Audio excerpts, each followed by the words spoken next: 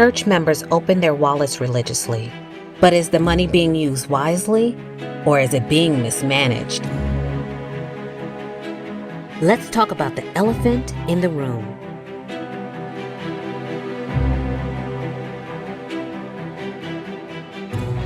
Tithes and Traitors. Hi, welcome to another episode of the Big E, the Elephant in the Room. My name is Melissa, and my host is here with me. Hi, everyone. I'm Jackie. And today we will be talking about tithes and traitors, also known as finances in the church. This has always been a earache in the churches, and we thought it would be a great episode to just bring it all to the table. So we have some great guests today. Our first guest is Xavier Green, and we also have a wonderful guest. She's behind the scenes all the time, but she was willing to come today and be part of this episode. Our producer, Tiffany. Hi guys. Nice to be on this side of the camera. So let's just jump right into it.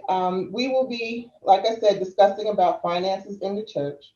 So first off, we're just going to go and just talk about what really, in your perspective, what have you seen over the last couple of years or just over the years, your involvement in church, Xavier, when it comes to mismanagement or just various aspects of the finance that you have seen that have troubled you or just kind of brought to awareness or attention?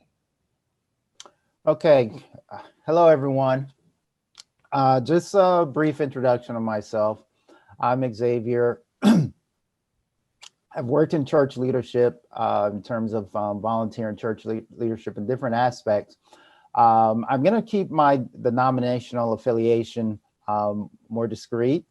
I've worked not only in terms of a certain denomination, volunteer and leadership, but also I've been a member of Ministers Alliance where I've had relationships with ministers of different denominations, and we've always discussed finance, church leadership, and I've observed a lot of things in terms of allocation of tithes.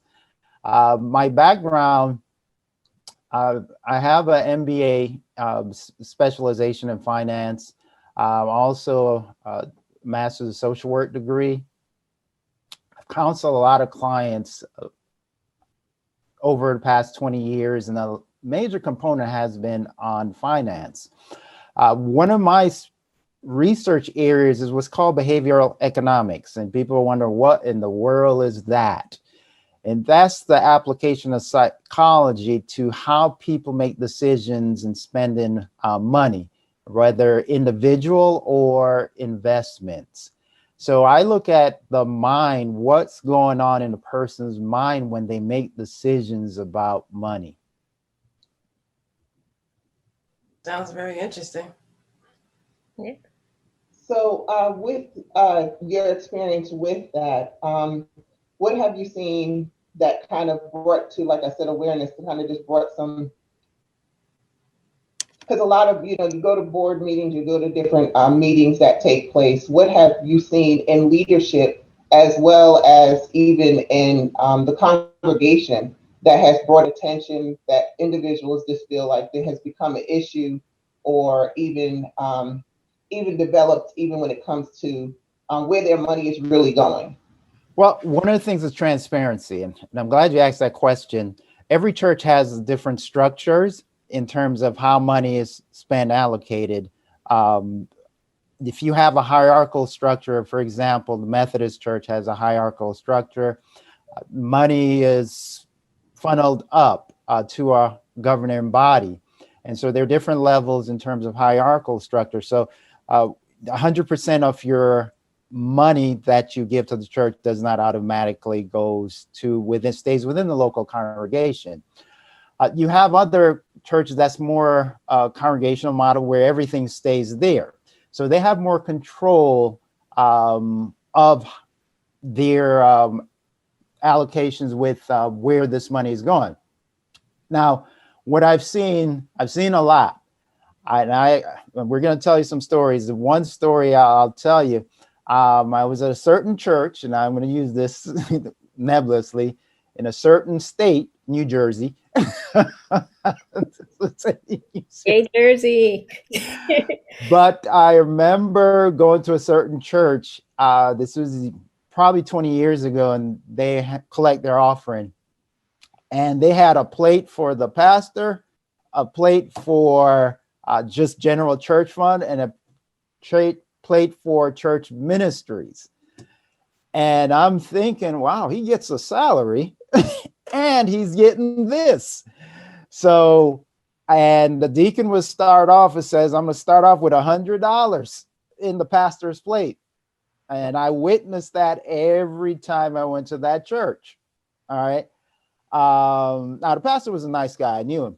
All right. Nice guy.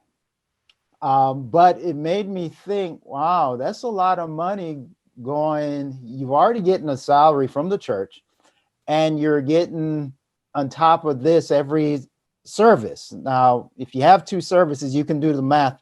A congregation, probably around 500 to 1,000 people attending.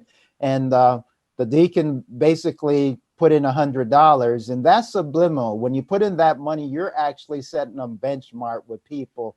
It is okay to give 100. So you're actually placing something with within a person's mind psychologically as to given amount already.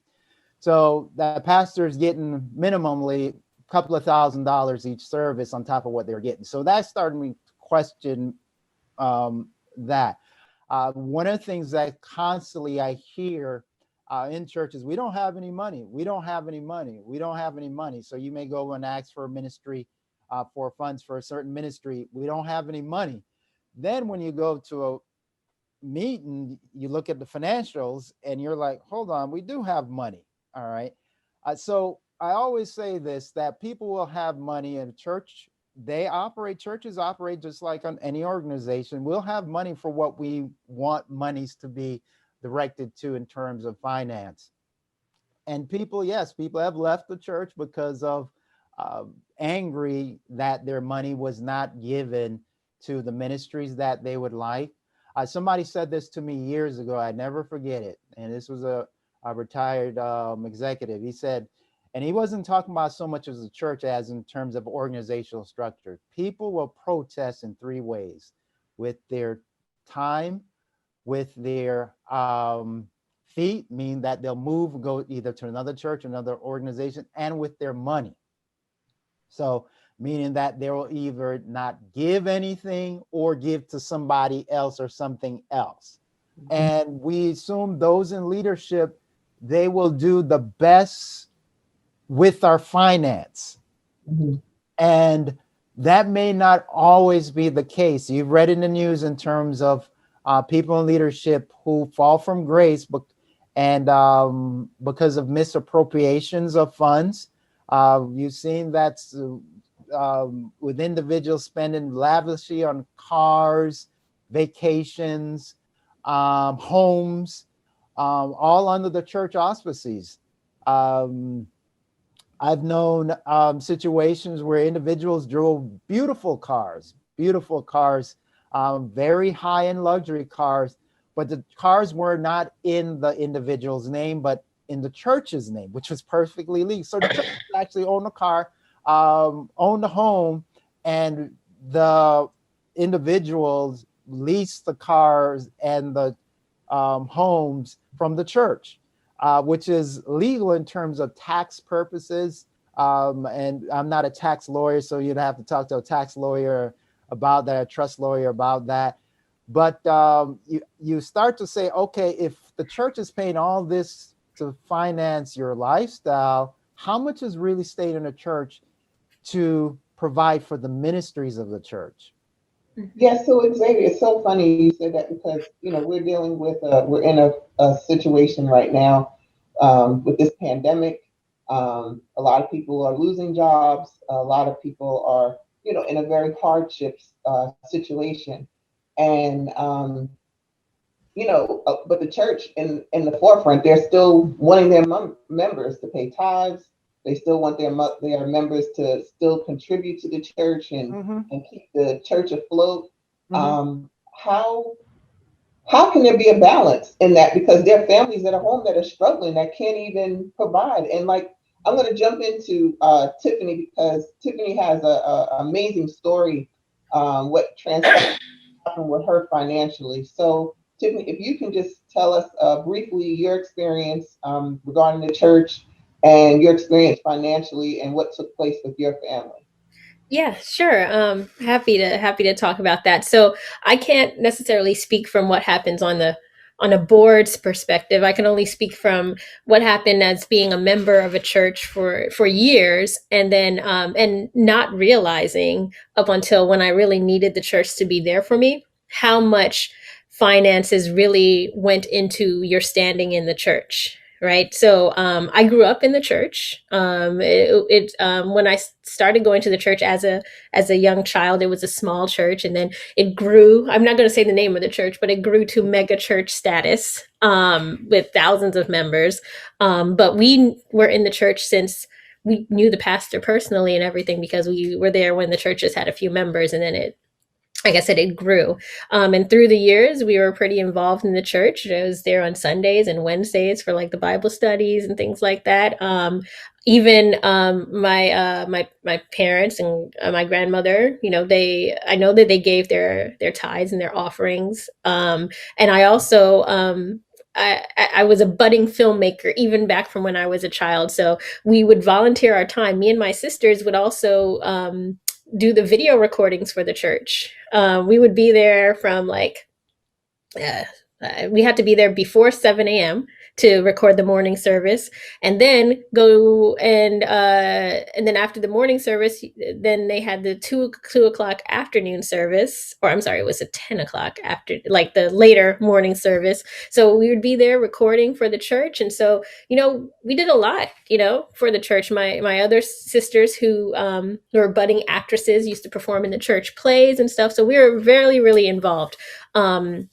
And when I was around 10, my dad got sick. He was a very successful software engineer. He used to build software things for different companies down in Atlanta and stuff. So he did very well for himself, but then he got sick. He lost his kidneys, went on dialysis, and was sick for about 19 years. And during that time, of course, at first it was kind of okay, but then after a while, they started going to church less and less, and then medical bills started to pile up and things like that. And I didn't know too much about the finances, but I'm sure that that's one of the things they had to divert from, because it got really tough for us. My parents went from being very, very successful, having like multiple homes and stuff down there, to struggling. They had to divert the money that they had put aside for me and my sister to go to college just to pay the medical bills and stuff. And so I'm sure they weren't able to put as much into the offerings. And then with that said too, like, I didn't know of my family any necessarily when the offering plate came around. I don't know if they necessarily filled out the envelopes. They would just put money in, right? So fast forward to December of 2014, my dad passed away. Right before Christmas in 2014. By that time, I had gone away to move back to New York to go to school and start working and things like that. And so, very, very awful time. Although my dad was sick, but the time he passed away was a sudden passing. Like, he was sick, needed the kidney transplant. But when he passed away, it was more of like I won't say a heart attack, but it was like he passed away suddenly, right? So we weren't exactly expecting it at that moment. And it was right before Christmas. It was a very, very tough time. I never had to plan a funeral before.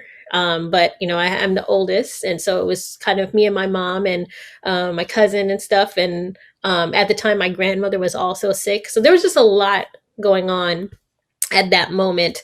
And if anybody's ever planned a funeral before, it's the worst possible thing you can do. I grew up and ended up becoming a film producer, and one of the things that I have to do as a film producer is I negotiate. I have to like hire all these people. I have to negotiate for the camera costs and all of that stuff. But I didn't realize that planning a funeral was such a negotiation thing. Like you have to walk into this room and you see all these caskets and you have to decide everything costs money. Like I can go into a whole nother story about how they prey on people who are going to funerals. And with that said, it was a stressful time.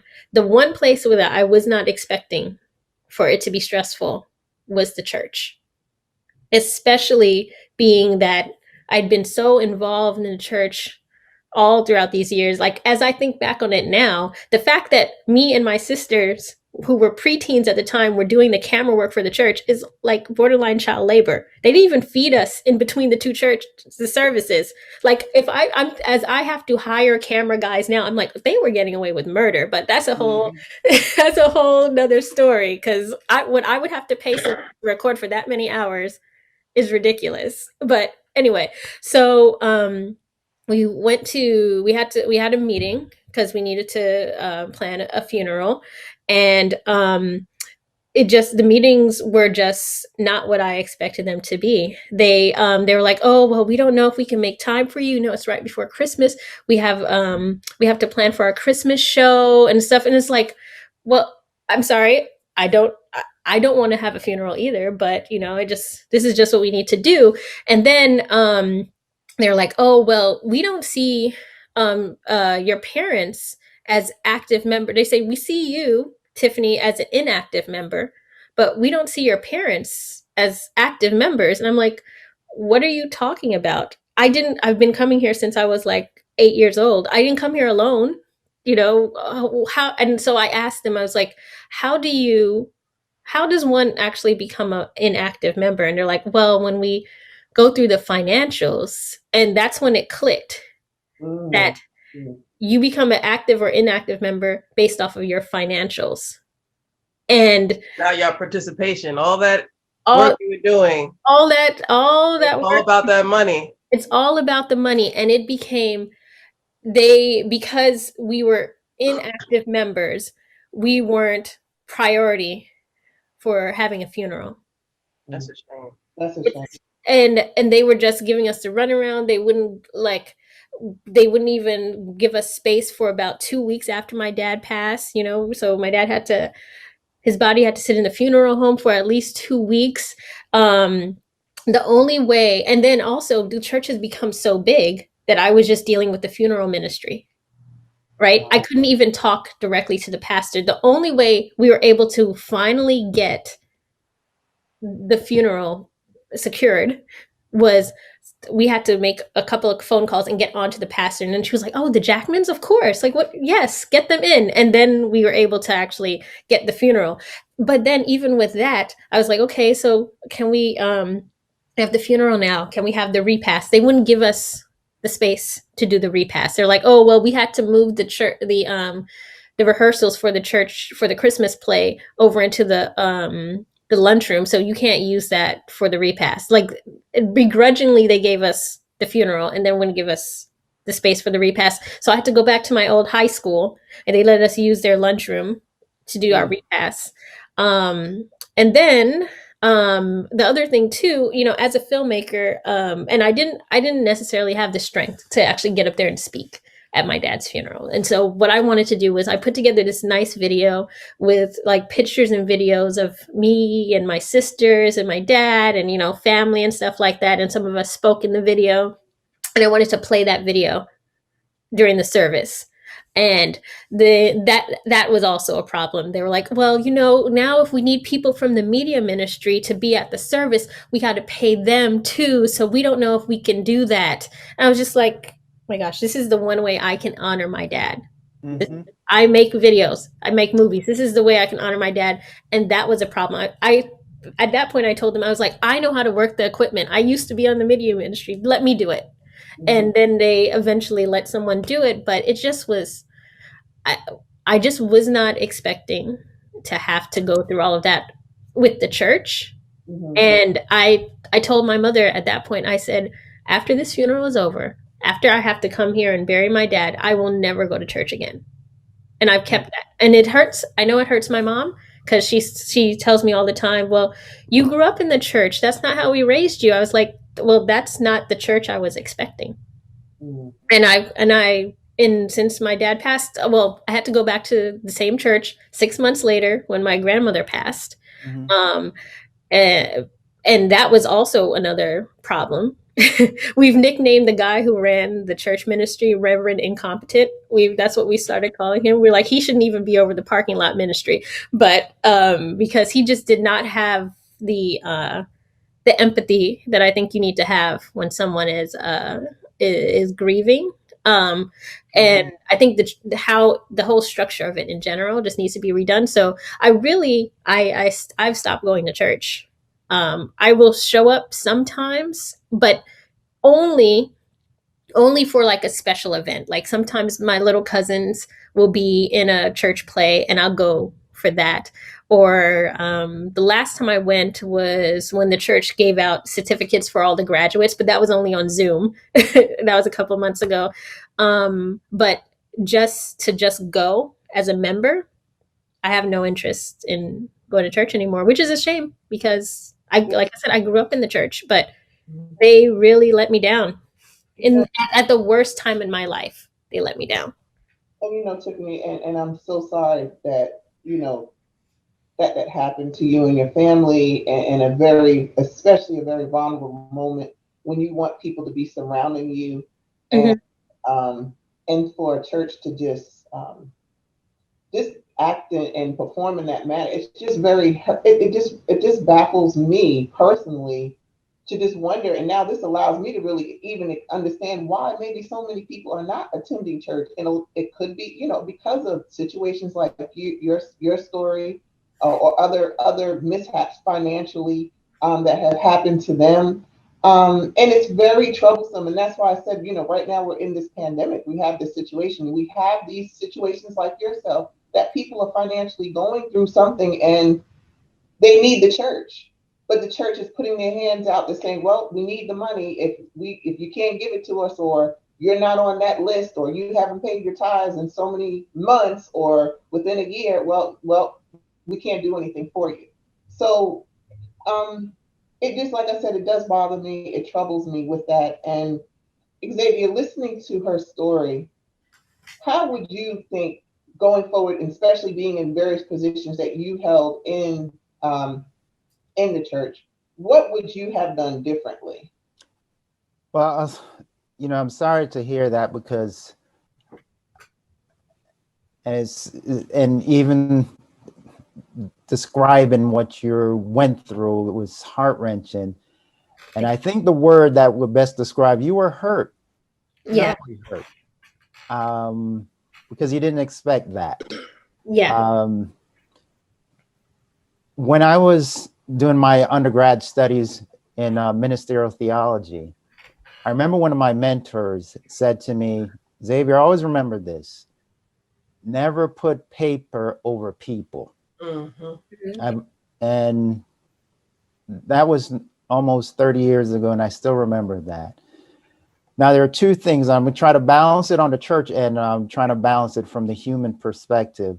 It seems the church, it's a large church, and they have a policy in place where a test of membership is given. And if you're not given, then it excludes you from receiving certain services. Or if not, you're not on the priority list for receiving those services. I always, one of the things in finance you learn, you have data, but there's always a story behind the data. There's always something behind the data. But in the church, it shouldn't matter. It shouldn't matter if you are a member or not a member. It shouldn't matter if you have $1 million or you have 1 penny. All right. This is a service in terms of ministry. And that's where the people aspect comes in. The church is not, the church technically, all right, runs in terms of legal status and whatnot. It functions like a corporation, but we don't function like a corporation. We're not out for profit. And if you cannot, it's not like if I go to the store, if I don't have the money for an iPad, Best Buy won't give me the iPad. It does not matter.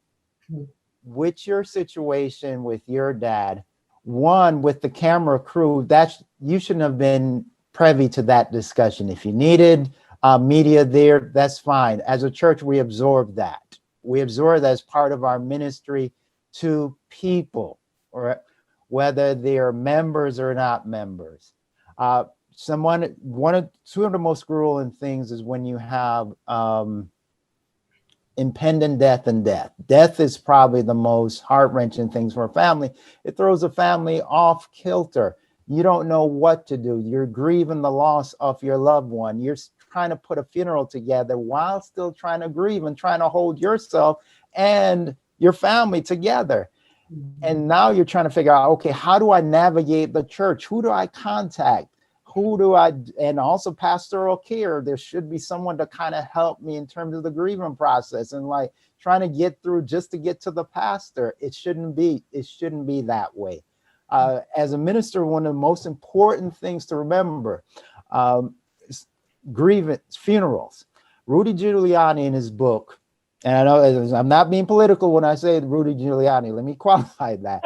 But he had after 911, which I commend, he was exemplary in terms of his response to 911, and he wrote a book called Leadership.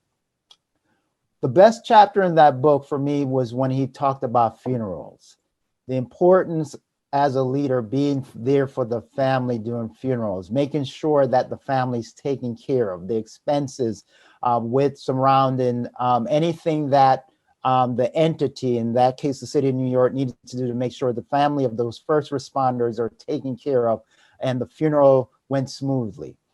In the church is the same thing. When you have death, as a church, we have to rally around that family. We have to be there. You shouldn't be privy to discussion. If you need something with media, don't worry, we'll take care of it. So what if it costs $100, $200 for their time? We have thousands of dollars in our church. We're not hurting, all right? If the family need a particular time for meeting that, for having that funeral, if it conflicts with a major program, then you should assist that family. Let's try another venue. Let's see how we can make it work. If there's a practice going on in the hall, let's see if we can move the practice. You can move the practice. It's not holy writ that it must be in that particular place, because ultimately the cares of the person on that family is more important than the operational aspect, the policy aspect with that church entity. And so what happens when you violate or you're not sensitive, let me use a better word, if you're not sensitive to the needs of the grieving, the needs of those who are hurting, you become bitter. You become bitter not only at the church, you become bitter at what the gospel represents, all right? And it clouds you from going to another church, even when that church intention may be genuine. And it just, because you have that bitter experience. Most of the people who I've met in my lifetime, when they've severed their relationship with a particular church, and not necessarily mean that they've severed their relationship with Jesus Christ.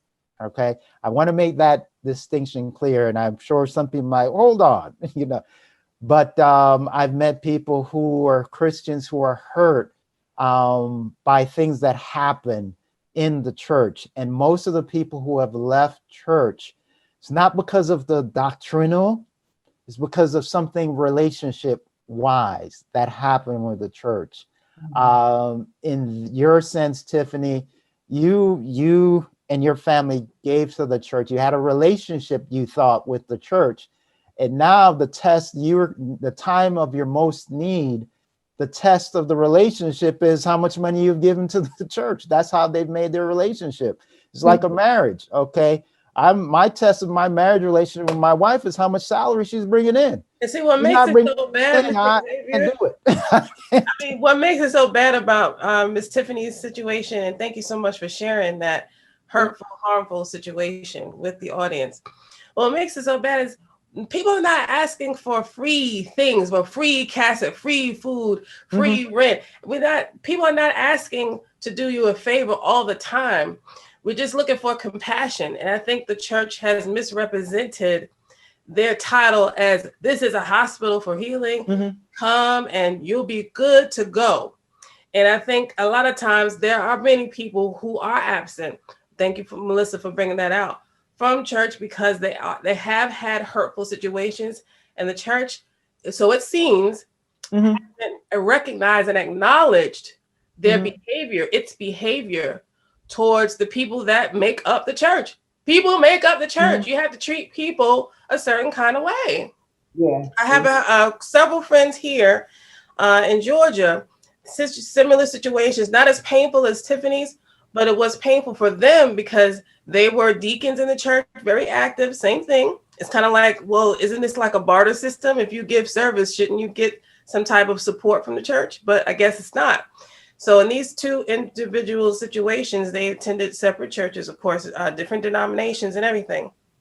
They needed a financial help with their utilities because they both fell in hard times in different situations. Everybody, this is pre-pandemic. So, I can only imagine what the pandemic has done to a lot of members. But needless to say, they went to the church to ask for some help and they were denied, although they have given many years of service as a deacon. And the other person was an usher. So just like Tiffany's situation with her father's situation with the funeral, they don't attend church any longer. They'll have nothing to do with it. No, like Xavier said, it has nothing to do with their relationship with God.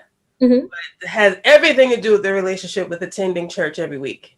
Exactly. And I will say what Xavier said is true. I still consider myself a Christian,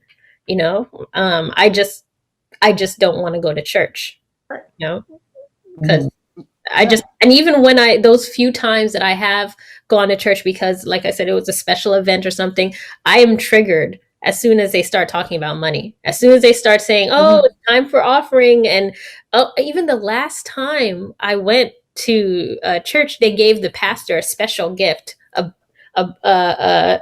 gift box of money. And I was just like, I'm just reminded, that's why you don't do this.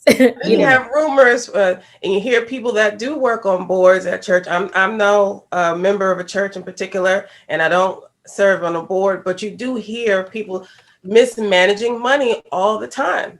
It's like, okay, well, so what's being done about it? People who are really in need, like yourself, Tiffany, and others who really come and help. What happens to them when they get rejected? Everybody else has got their hand in the plate. And the stuff that I was asking what's being done about that? Is that a crime? Yeah.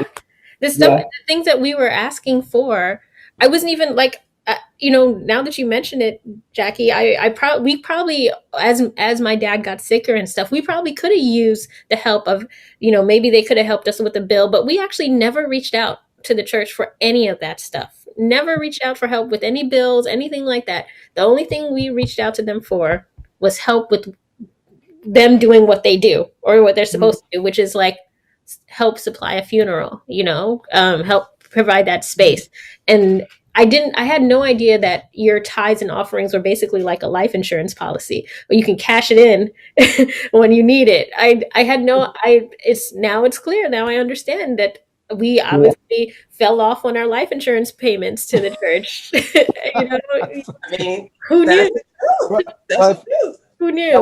One thing, if I can add to it, Tiffany, it's just in terms of bringing it kind of more of a broader perspective. Not all churches would have reacted like the church you mentioned. I've known a number of churches who have exemplary ministries when it comes to meeting the needs of those who are in need, and particularly during a time of death. So, but always begin, it starts with leadership with talking about what is our mission as a church? What are we here for? I think this topic will always be discussed. I think it's always going to have some underlining. I think we're always going to have so much to say when it comes to finances in the church. It's going to always be a topic because you're going to always have people that are going to be dealing with financial issues, hardships. But the bottom line, the church is supposed to be there to assist, help, be the Yes. for everyone. And like I said, we're here to discuss. We're here to set the record straight and just bring awareness on this platform and on and we just want everyone to know that is listening to this. This is not to discredit. This is not to tear down the church, but we're trying to bring awareness to open everyone's eyes to be able to see that churches need to be a little bit more transparent and be more supportive and maybe even understanding due to people's circumstances or their situation. And no, it goes a long way. And we're, like I said, we're here at the Big E, the elephant in the room. This is what we're all about. So again, we want to just thank everyone for tuning in to the Big E, the elephant in the room. Thank you for the wonderful guests. Thank you, Xavier. Thank you, Tiffany, for telling your stories and just truly being transparent today. And again, thank you again for watching the Big E, the elephant in the room, where we speak about the unspeakable.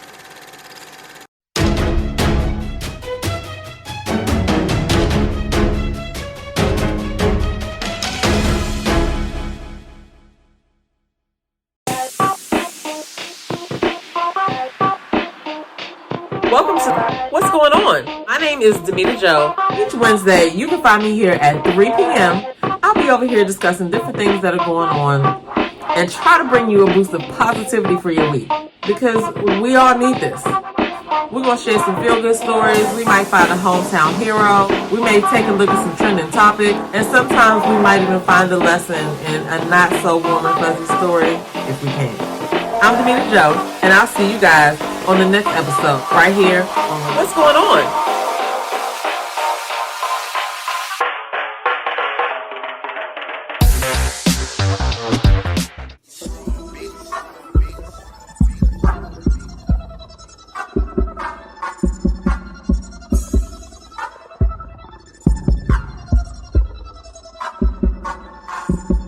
Well, they do that, cause we do that though. I see you talk, so we gon' take it though. And yeah, talking cheap, so don't do that though. My click 100 deep.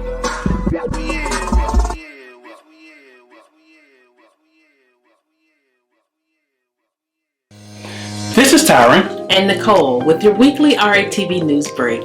Each Thursday at 12 noon Eastern, we'll come to you with the latest news, trends, and more with a positive spin. We know there's a lot of positive news that doesn't get reported, but we want to give you the opportunity to share your story here on RATV. If you have a positive news story you want us to share, you can submit your story to news@re-tv.net. Don't forget to subscribe to the Relationship Entertainment Television YouTube channel. Download the new RATV Live app on your mobile device and follow Relationship Entertainment Television on your favorite social media platform.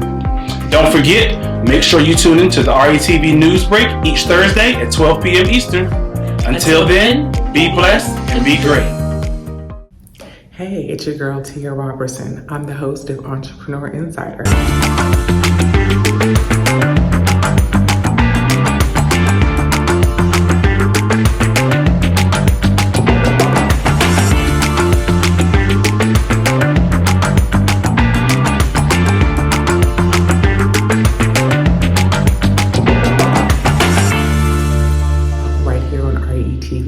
Every Thursday at 6 p.m. Eastern for entrepreneurs and news that you need to know about. See you there. Growing up in the church, we saw a lot. Things that people refuse to talk about. The elephants in the room. Mental illness, sexual abuse, broken families, domestic violence, and so much more. The Big E, The Elephant in the Room, is a show that sheds light on these topics. We're here to speak about the unspeakable.